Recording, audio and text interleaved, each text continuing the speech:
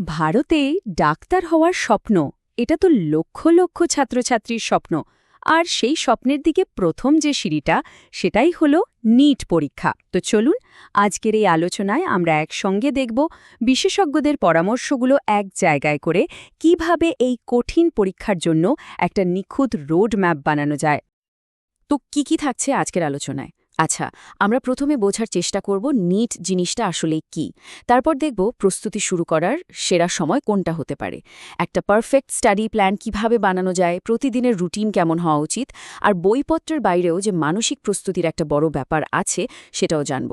আর একদম শেষে পরীক্ষা থেকে শুরু করে অ্যাডমিশন পর্যন্ত পুরো জার্নিটা একবার দেখে নেব।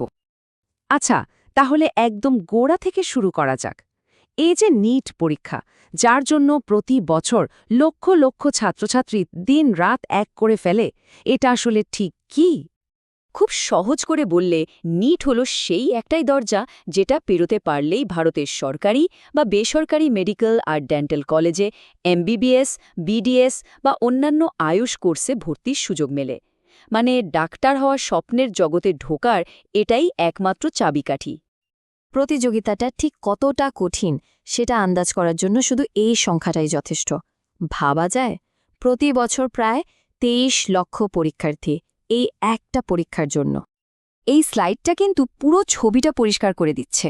দেখুন, একদিকে পরীক্ষার্থীর সংখ্যা প্রায় ২৩ লক্ষ আর অন্যদিকে সরকারি মেডিকেল কলেজের সিট মাত্র ১,০৬০। এই যে একটা আকাশ-পাতাল তফাৎ, আসল লড়াইটা তো এখানেই। পরীক্ষার প্যাটার্নটা কিন্তু বেশ সোজাসাপটা, ফিজিক্স, কেমিস্ট্রি আর বায়োলজি, ব্যাস এই ৩টে বিষয়।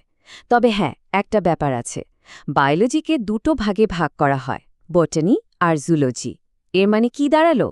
মানে হলো পুরো পরীক্ষার মোট নম্বরের ঠিক অর্ধেকটাই আসছে বায়োলজি থেকে। বুঝতেই পারছেন এই বিষয়টার গুরুত্ব ঠিক কতটা। আচ্ছা, একটা প্রশ্ন প্রায়ই শোনা যায়, এত বড় একটা পরীক্ষার জন্য প্রস্তুতিটা আসলে কখন থেকে শুরু করা উচিত? ক্লাস 9 থেকে নাকি 11 থেকেই যথেষ্ট? চলুন এই বিষয়টা একটু ভেঙে দেখা যাক। দেখুন, নিটের প্রস্তুতিটা কিন্তু একটা ম্যারাথন দৌড়ের মতো। এর কোনো একটা নির্দিষ্ট শুরু নেই।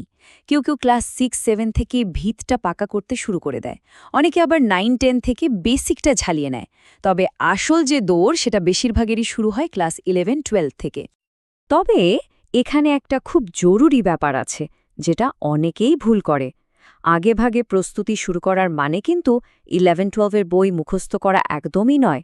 আসল উদ্দেশ্যটা হলো সায়েন্স আর ম্যাথসের বেসিক কনসেপ্টগুলো এতটাই পরিষ্কার করে রাখা যাতে 11-এ উঠে যখন আসল সিলেবাসটা সামনে আসবে তখন সেটাকে অনেক সহজ মনে হয়।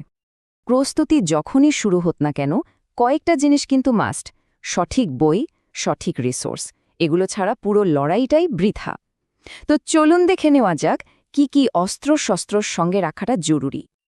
যে কোনো টপার বা বিশেষজ্ঞকে জিজ্ঞেস করলেই একটাই উত্তর পাওয়া যাবে, নিট পরীক্ষার জন্য বাইবেল বা গীতা যাই বলুন না কেন সেটা হলো এনসিইআরটির বই। এটা অবিশ্বাস্য হলেও সত্যি যে প্রায় 95% প্রশ্ন কিন্তু সরাসরি এই বই থেকেই তুলে দেওয়া হয়। তাহলে স্ট্র্যাটেজিটা কি? খুব সিম্পল কিন্তু মারাত্মক কার্যকর। প্রথম কাজ, এনসিইআরটি বইয়ের প্রত্যেকটা লাইন খুঁটিয়ে পড়া। তারপর কনসেপ্টগুলো কতটা বোঝা গেল সেটা পরোক্ষ করার জন্য এনসিইআরটি ফিঙ্গারটিপস। এরপর প্র্যাকটিসের জন্য প্রচুর এমসিকিউ সলভ করা। আর সবশেষে পরীক্ষার আসল ধাঁচটা বোঝার জন্য গত কয়েক বছরের প্রশ্নপত্র দেখা। ব্যাস। এখানে একটা প্রো টিপ দেওয়া যাক, নোট তৈরির কৌশল। সব বিষয়ের জন্য কিন্তু একই পদ্ধতি কাজ করে না।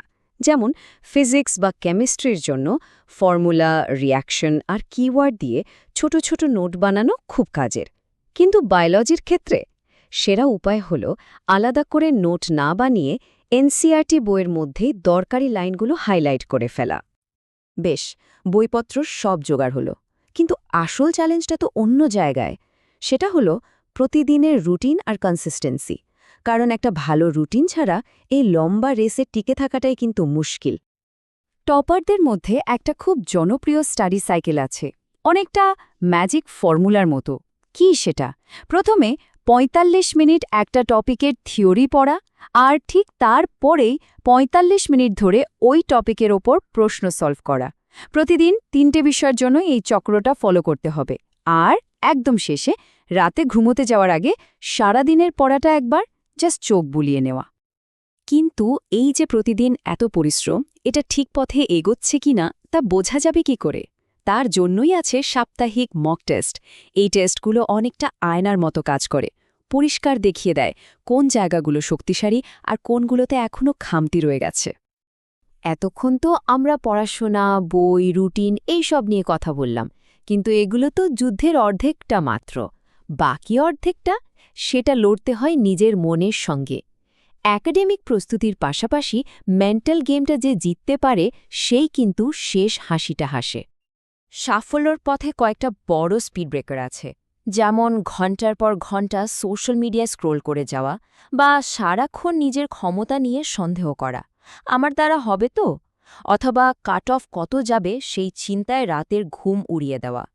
এই জিনিসগুলো হলো এনার্জি ড্রেন। এগুলোকে জীবন থেকে সরাতে না পারলে লড়াইটা শুরু হওয়ার আগেই অর্ধেক হেরে যেতে হয়। মানসিকভাবে শক্ত থাকার একটা দারুণ কৌশল হল দুটো বিষয়কে নিজের ব্যাকবোন বা শিরদাঁড়া বানানো। বায়োলজি তো অবশ্যই সেই লিস্টে থাকবে, কারণ ওখানেই অর্ধেক নম্বর। তার সঙ্গে ফিজিক্স বা কেমিস্ট্রির মধ্যে যে কোনো একটাকে টার্গেট করে সেটাকে একেবারে জলের মতো সহজ করে ফেলতে হবে। এতে কি হবে?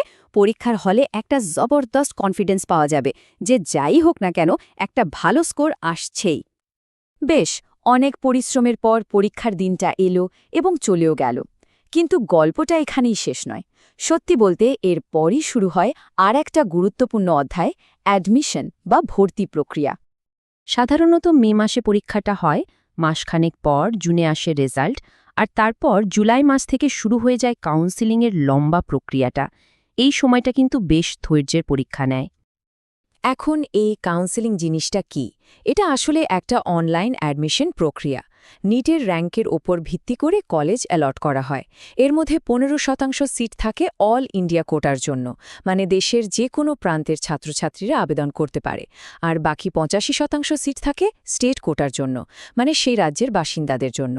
অনলাইনে রেজিস্টার করে নিজের পছন্দের কলেজের একটা লিস্ট জমা দিতে হয়, আর তারপর র্যাঙ্ক অনুযায়ী একটা সিট অ্যালট হয়ে যায়। তাহলে পুরো প্ল্যানটা কিন্তু একদম পরিষ্কার, পথটাও একেবারে নির্দিষ্ট। একজন পরীক্ষার্থী থেকে ডাক্তার হয়ে ওঠার এই জার্নিটা আসলে ধৈর্য, ধারাবাহিকতা আর মানসিক শক্তির একটা লম্বা ম্যারাথন। এখন আসল প্রশ্নটা হলো, সেই ম্যারাথনের প্রথম পদক্ষেপটা নেওয়ার জন্য মন কি পুরোপুরি তৈরি?